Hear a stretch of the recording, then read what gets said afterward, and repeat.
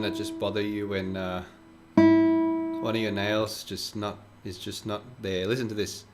A finger. It's just not happening. M finger. That's pretty nice. I want my A finger to sound like my M finger. M and I are sounding good. A. It's just got that slight little to it. You hear it? So I'm trying my best right now to weed that out. I really encourage you, be very critical with your sound, you know. It affects everything. If one finger is not sounding good, then it's, you know, every note you play with that finger it's not gonna sound good, right? So I just can't get this one to happen though. I did just file my nails a little bit, so that creates a bit of roughness, and sometimes it does take a couple of days of playing to really get them back into full optimal condition. But be as critical as you can about your sound. You know, listen very carefully. That's it. I'm not happy with that. I'll have new strings on too, so just file the nails, new strings.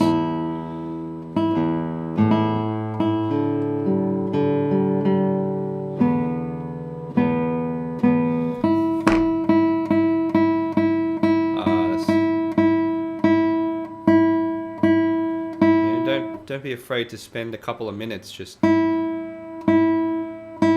testing your sound out. I'll try this.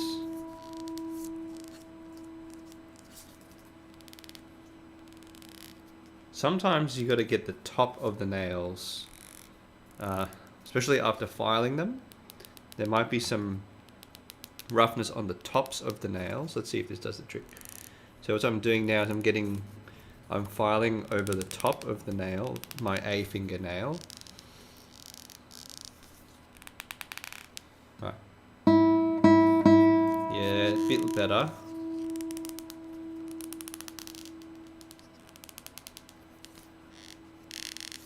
Okay.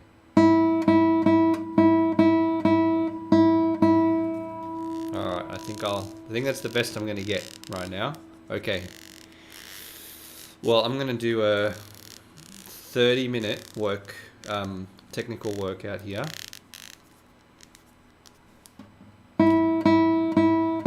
30 minutes is on.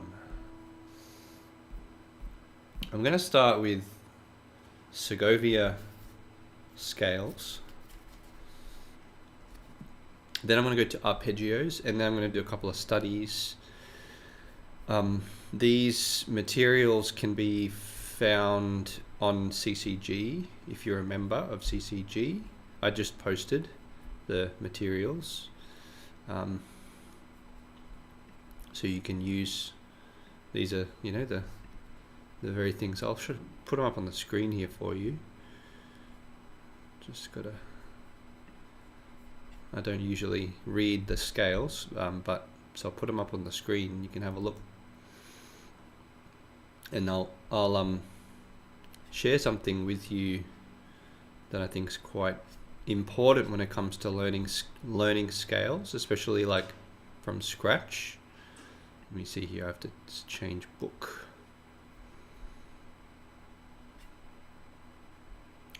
Screen capture. I'm going to go to the routine here. Here we go. So this is the advanced routine.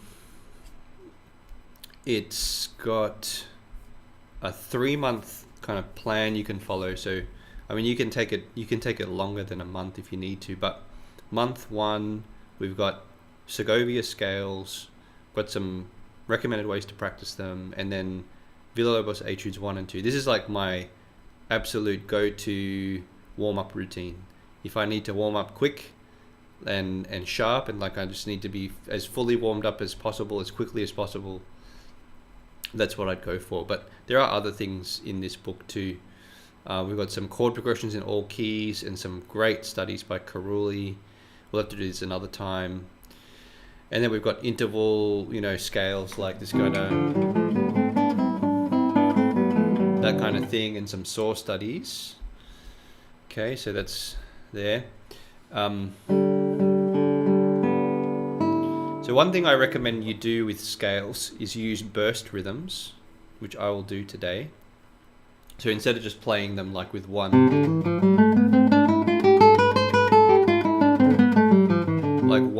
continuous rhythm, you can do them in,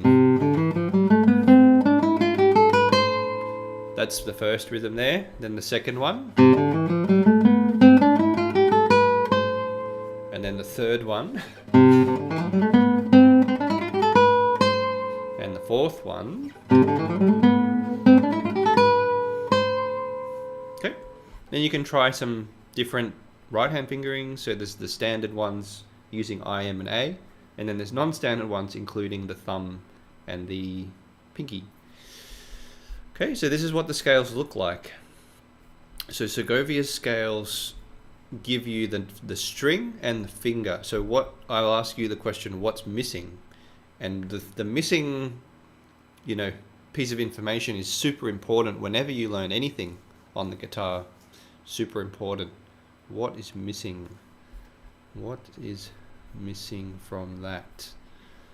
Feel free, if you're watching live, feel free to answer in the chat. What's missing? If you're learning something new and you've got the sheet music here, something very, very, very important to put into the music. If you're a CCG student of CCG, hopefully you know the answer, because I'm always raving about it. If you take the sight reading course or the learn a piece course, you should be aware of this one. It's positions. You want to know what position you're in at all times.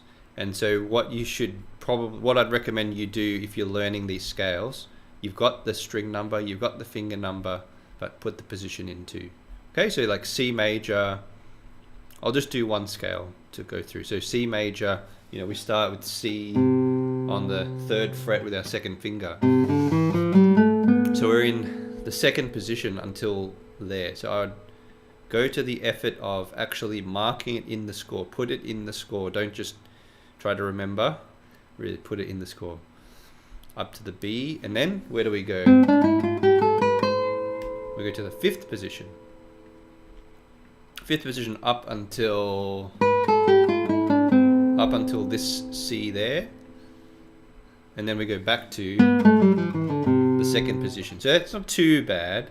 There's not too many shifts in that one. It's not going too high, but for some of the other scales there will be more shifts and they will go much higher, and that's where it's even more important to map in the positions. Okay, and it's very helpful even from a technical, practical level when you're playing the scale, just to know what position you're going to be very, very firm, very, very clear about what position you're going to. Anyway, enough talking now.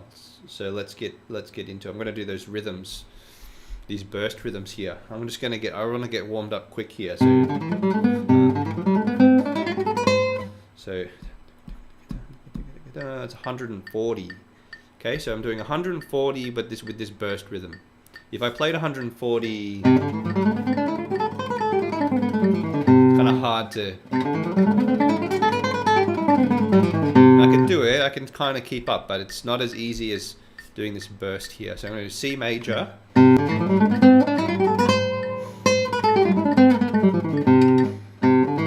With I and M.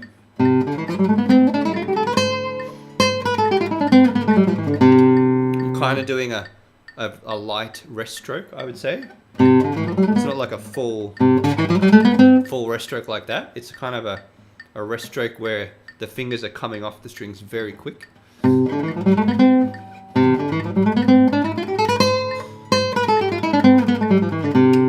Okay, so that's the first.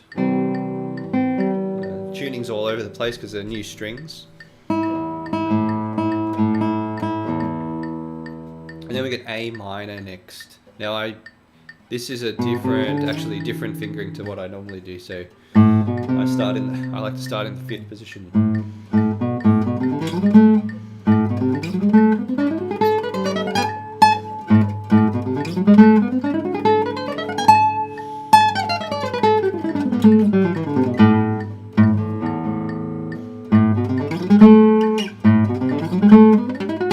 Oops.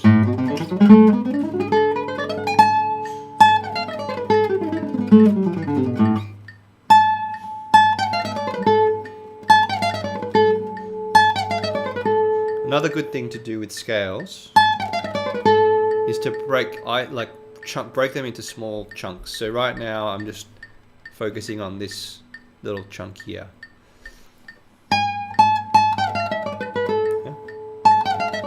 Because it's quite a hard transition to be in this high position here and then go back to normal position.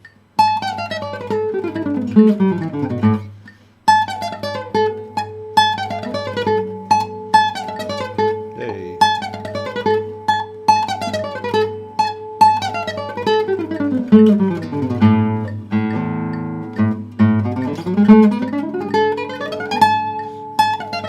Yeah.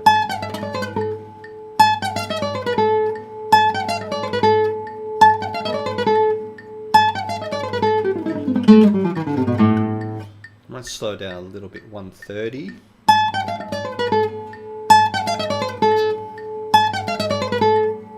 I'm doing I and A as well, so not the most, comfortable right hand pattern.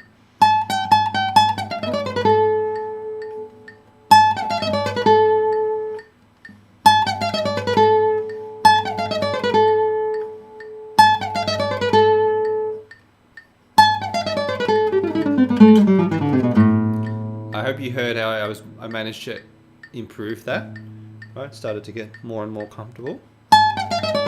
Oops, not that time.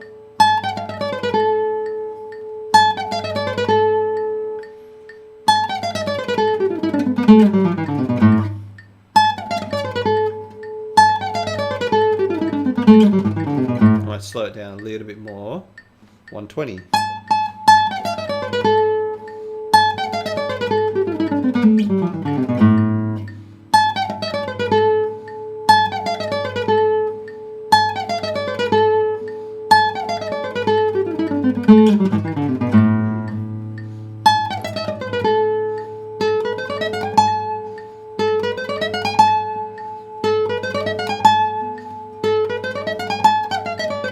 It's a good little spot to work on.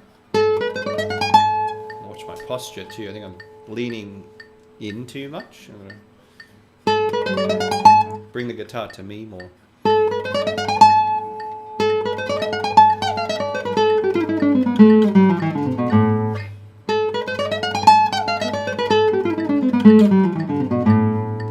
Okay.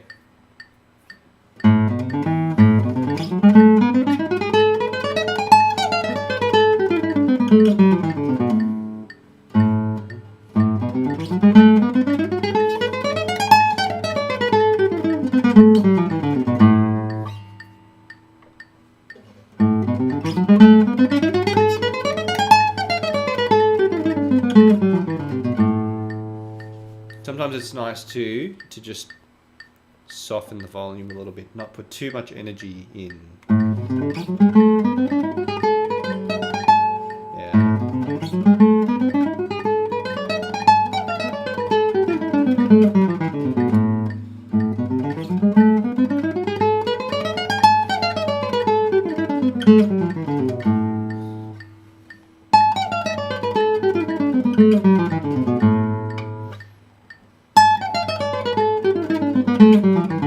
I'm aiming for clarity. I'm trying to get every note clear. I've got a question. Do I play with 2 or 3 fingers?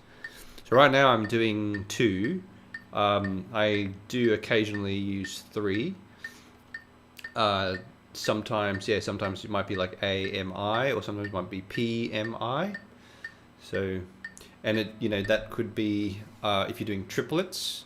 So if you did triplets with P-M-I, for example.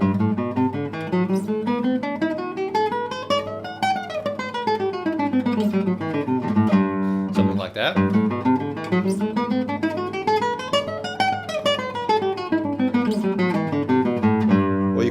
AMI.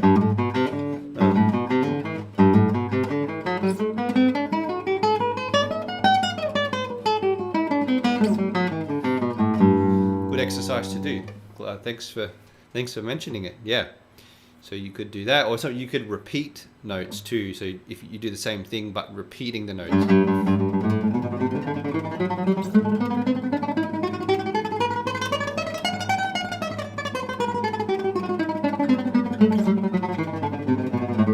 That's PMI repeating, or you could do AMI.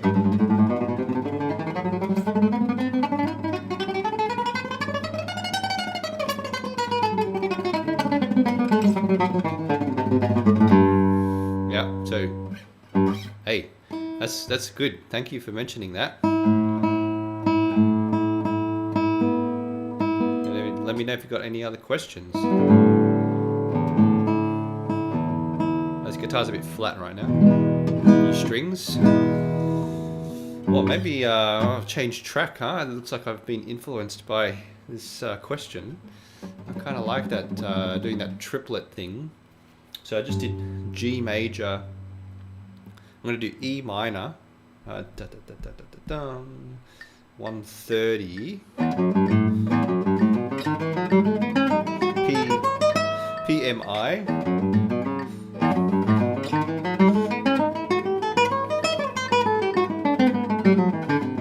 Something I find helpful, you know, when you're using three fingers especially, it can be hard to keep track of your alternation to make sure you're alternating strictly. But so what I'm doing, you might notice, is I'm accenting the thumb, because that's the first note of the group.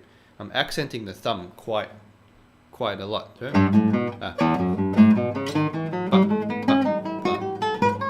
And that's the note that falls with the metronome.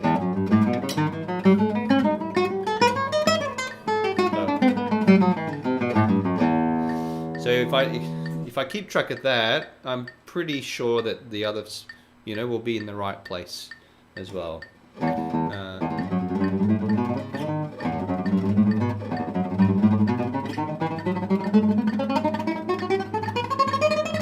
It's a bit fast.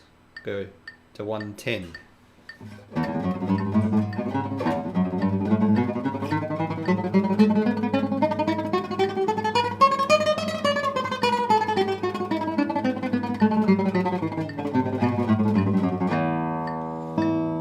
And so that's PMI. I'll do the same with AMI.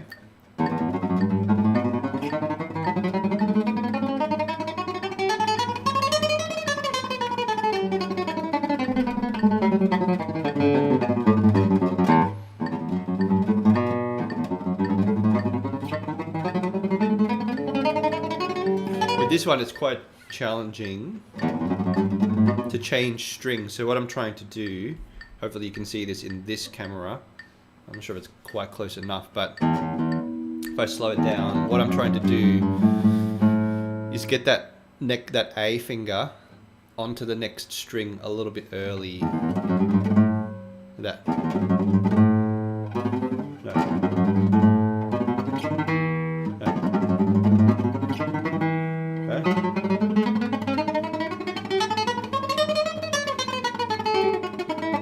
And same on the way down.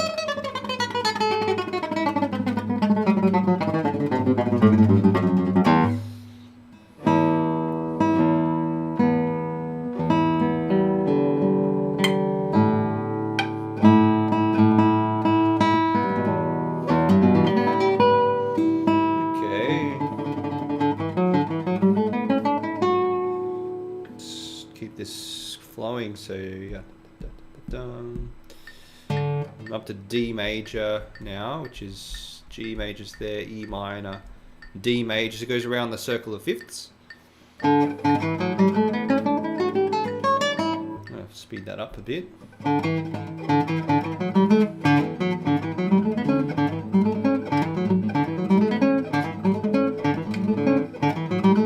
I'm just trying to test my limits here. See what.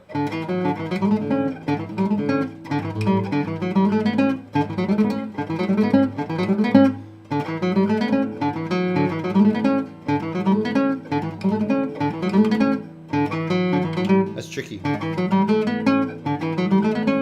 to get get that kind of...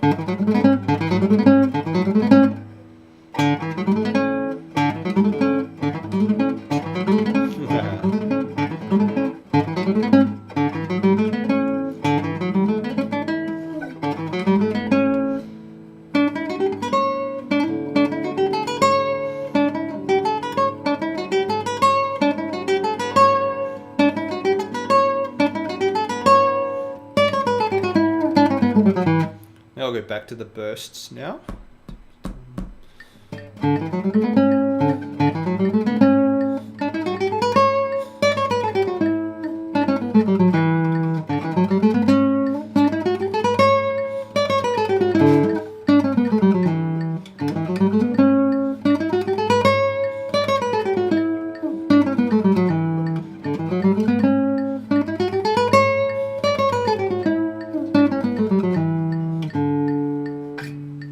That's IM now with the triplet burst rhythm. This one. That one. I'm going to do this one now. B minor with I and A.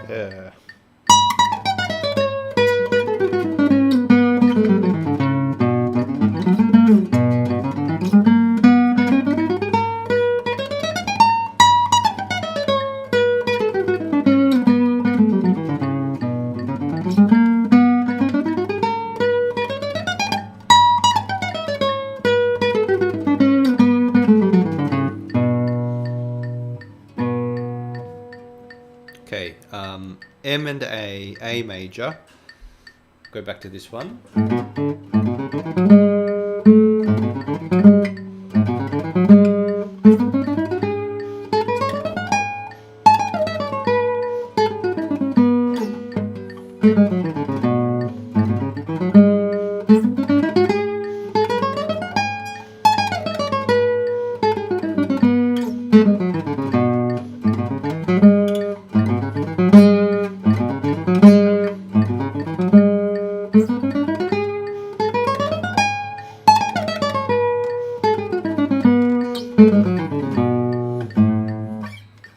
Okay, speed it up a bit. I'm going to do 170 and F sharp minor, I into M.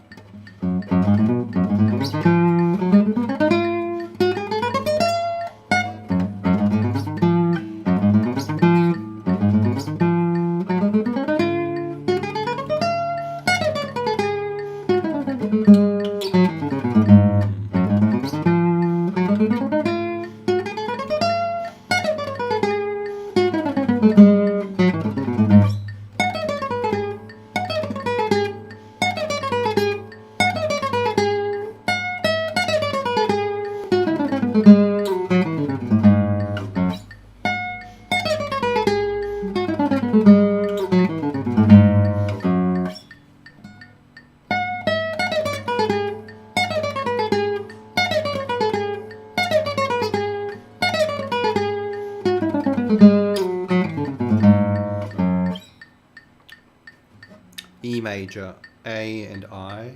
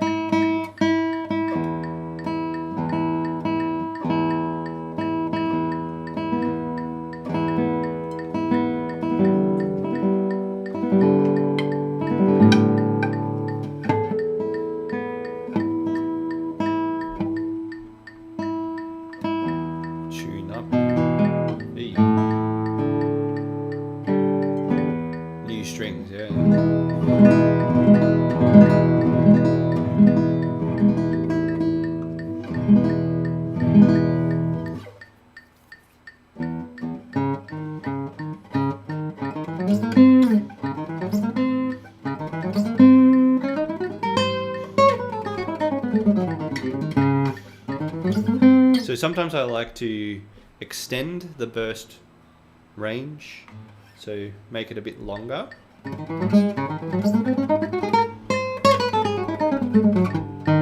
like that, for example.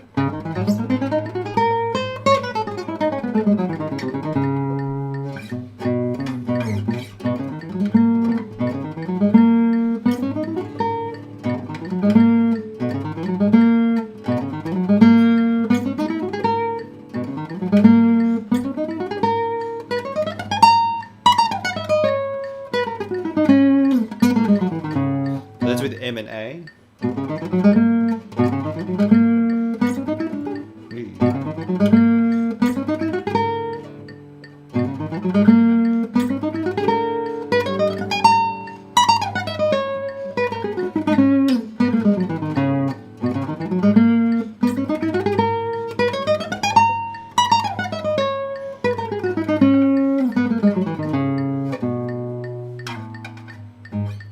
I kind of feel like doing some non-standard, so I'm going to do PI.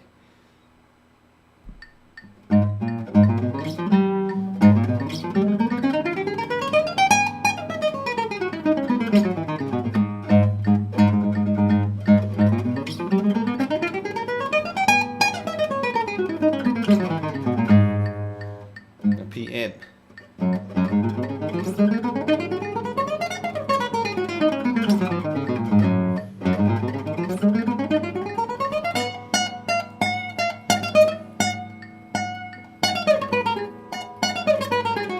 Hey.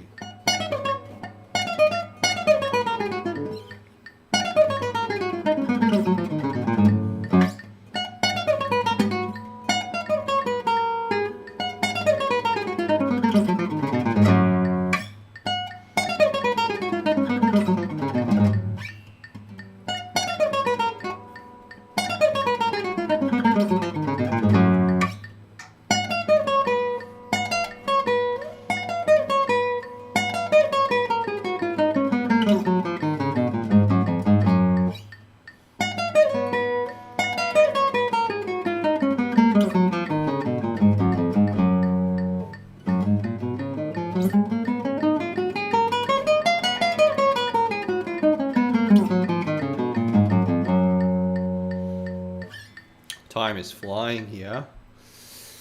Okay, anyway, that gives you an idea of those. I'm going to go over to the arpeggios now. So, where is arpeggio? It's on my screen somewhere. Oh. Where is it?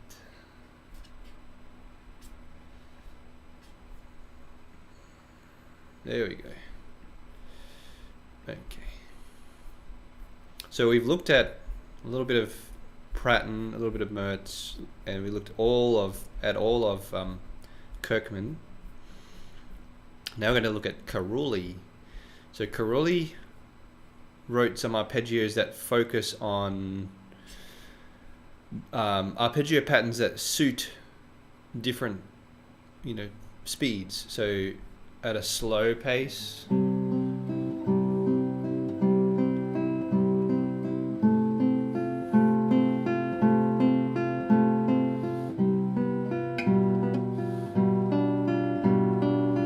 that pattern's nice. It's that triple 3 and 4, or 1, 2, 3, 4, or number 3, 1, 2, 3, 4, or number 4, 1, 1, 2, 3, 4, 1, 2, 3, 4, 1, 2, 3, 4, number 5, 1, 2, 3, 4, 2, 3,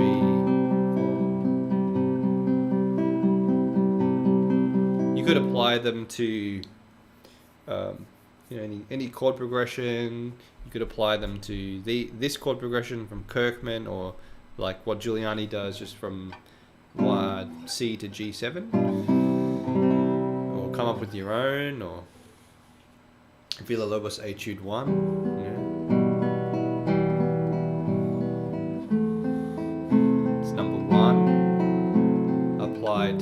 Villalobos Etude 1. Got a nice kind of effect.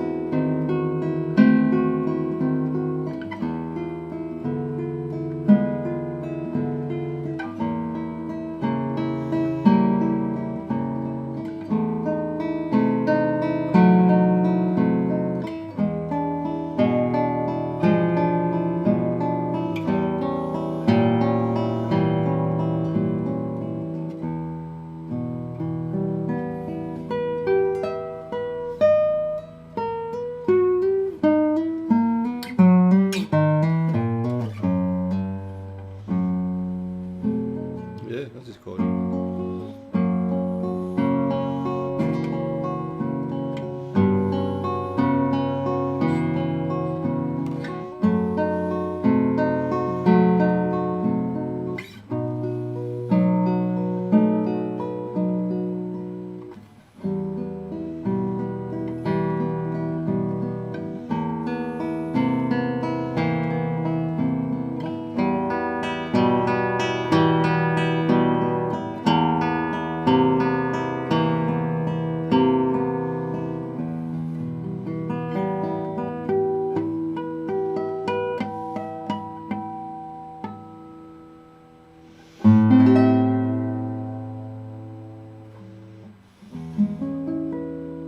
Oh, that's pretty. That was no, quite a nice. I quite enjoyed that. Applying that slow arpeggio pattern. So then you could get a, oh, time is done already. We could do something a little bit different. This one for larghetto or andantino. So slightly faster tempi. 1, 2, 1. That's a really good workout for your A and M fingers. So I've got Soundbrenner on, tapping the tempo 88.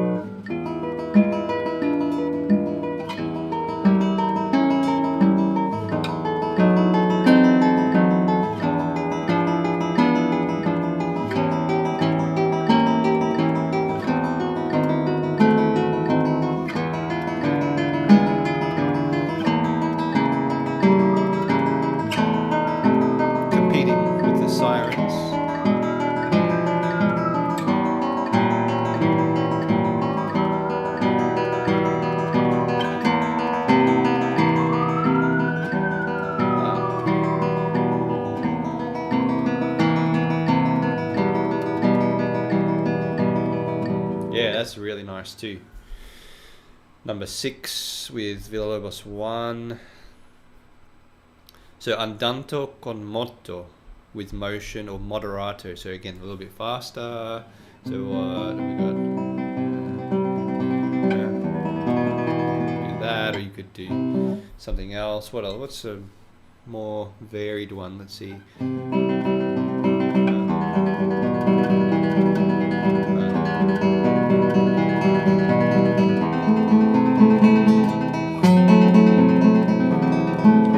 That's a good one for the thumb jumping around. So that's number 21. Allegretto. 1, 2, 1, 2, 3, 4, 5, 6. 1, 2, 3, 4, 5. 1, 2, 3, 4, 5, 6. I might have to end on this one. I'm already over time.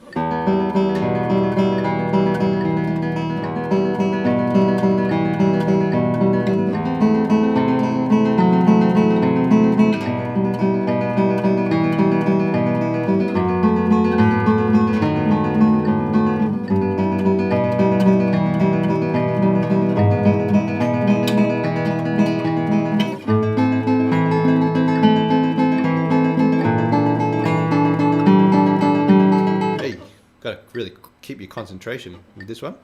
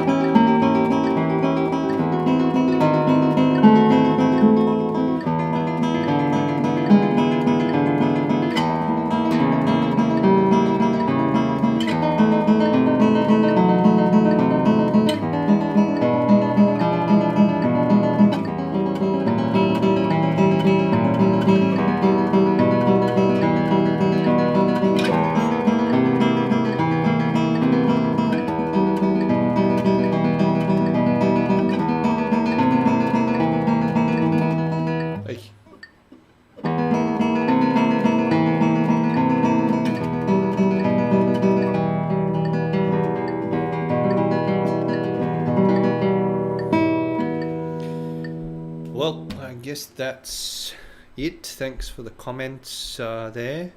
Yeah, nice idea to combine different arpeggios with different arpeggio patterns with Etude 1.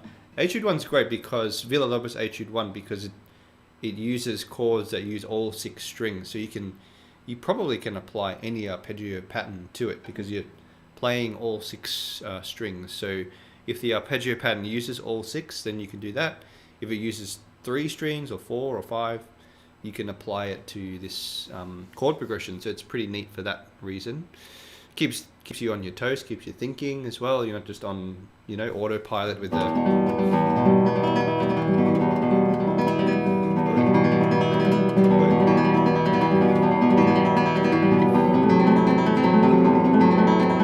It's a great pattern to practice too. So so we've gone through the Arpeggio Bible. Next we have Carcassi. So we've done Pratten, Mertz, Kirkman, Carulli, and then we'll do Carcassi. Carcassi groups them in different ways for 3 fingers. Yeah, arpège à 3 deux. There's French at the bottom, I think. German at the top. For 3 finger, for 3 fingers. For 4 fingers. For 4 fingers. This one, including the A finger, and then a glissant le pouce thumb for the sliding of the thumb across different strings, something like that. So you're going low, that kind of thing. And then we get like a triplet rhythm for 3 fingers, and then we get the thumb, gliding or playing across strings in the bass. And then we go to, that's it. And then we go to the mother of all arpeggio, patterns, Giuliani's. Well, actually, I don't think it is the mother. I think I've found a couple of other collections, one in particular that I think is more thorough than Giuliani's, but we'll get to that soon. So Carcassi will be next, and maybe I'll mix that up with some other exercises too. I don't like to just only do arpeggios all the time, so I like to mix things around a little bit in various ways, scales and arpeggios, or left hand and right hand, left hand and arpeggios, slurs and arpeggio shifting, all sorts of things. So hope you enjoyed that one, and yeah, let me know if you have any questions anytime. Let me know in the comments. Love to hear from you. Please think about joining us on the Creative Classical Guitarist. We've got workshops, master classes. We've got a great series we're doing right now focusing on a method book by Rodriguez Arenas, who is Argentinian and wrote a 7-part method book based on the school of Tárrega. And right now we're going through rhythms. And I'm just getting people to play basic rhythms, dotted rhythms, tied notes with a metronome. Very, very basic exercises with a metronome. And you wouldn't believe how, like, every guitarist should have this absolutely foundational training. You should just be able to play quarter notes and eighth notes and 16th notes and triplets and whatever time signature it is, 3/4/6/8, 3/8, 12/8, 2/4, cut time, is all covered in this method book at the beginning of the method book. It's actually the first practical section of the method book by Arenas. Fantastic. You can just Google, if you want to get the book, you can just Google it. Arenas, Arenas, method, school for guitar. I mean, there's a 7 volumes. You find it on Google. It's public domain. I think it was published in the it's like 1921, I think, something like that. But what we're doing is every 2 weeks we have a workshop, and we actually go through the exercises together, and I coach the people in that session, and we discuss different tips and tactics and things of like how to get around these rhythms. So but yeah, if you've never tried using the metronome before, I'd strongly encourage you to try it. Use the metronome, even if you're playing scales or arpeggios. Just try putting that metronome on occasionally. I think you'll find huge benefits from that. So anyway, I'll see you next time.